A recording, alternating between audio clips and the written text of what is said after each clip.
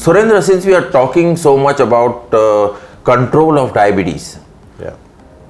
some patients will get good control or adequate control with, as you said, with lifestyle modification, with medication, etc.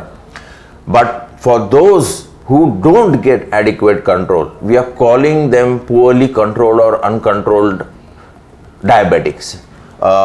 Can you expand on this? How would you define, or how would you classify, or how does a person know whether I have controlled diabetes or I have uncontrolled diabetes?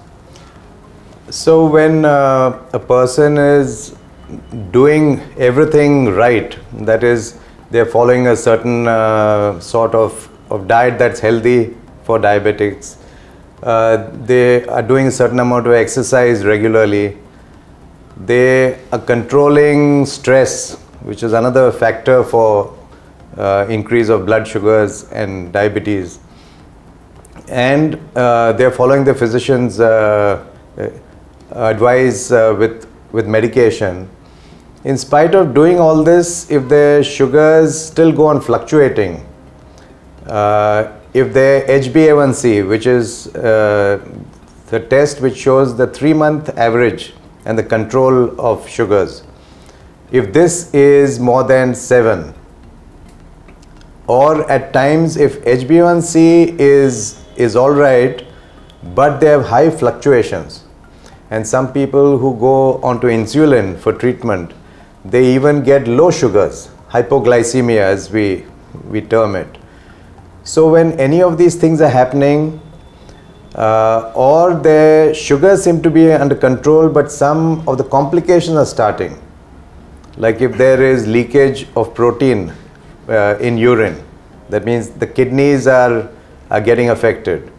If there are early signs of the heart being affected, or if there are signs of a problem with their vision, when their retina is checked and they have a complication of diabetes on the retina. While these are in the early phase, they can still be controlled and reversed. So a person who has any of these, anyone who falls in these groups, or they also have increasing doses of medication or insulin, and yet the sugars are out of range, these form the uncontrolled or the poorly controlled group of diabetes. What about the neuropathies, the muscle pains? These also are quite, many people will come to you saying that this is my problem. My main problem is tingling numbness. My main problem is that I can't stand for a long time. I'm getting muscle ache or muscle pain.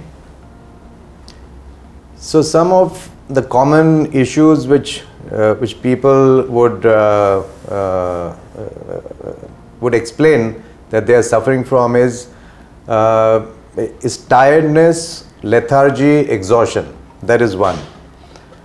The reason for which is you have a lot of sugar or glucose circulating in the blood, but the insulin is not adequate or not working well to take it into the cells. So it is like saying you have petrol in the pipes in your car, but it's not going in the carburetor for firing and for fuel. So your cells don't have energy because they can't get glucose inside. That is why they feel exhausted and have lethargy. The other group is, as you mentioned, those who have pain in their legs, and or they lose sensation in some parts. And so neuropathy, as this is known, because diabetes and fluctuating sugars, they affect the nerves. So this, if it's in the earlier phases or even up to a medium phase, it still would get reversed in many of the patients who undergo surgery. Another group which gets affected and which males are bothered about is they have a problem with their sexual function. So erectile issues will come with diabetes. And this, some of the people we have operated who have had this, they have had a reversal of this and a normalization, and they have been extremely happy after surgery.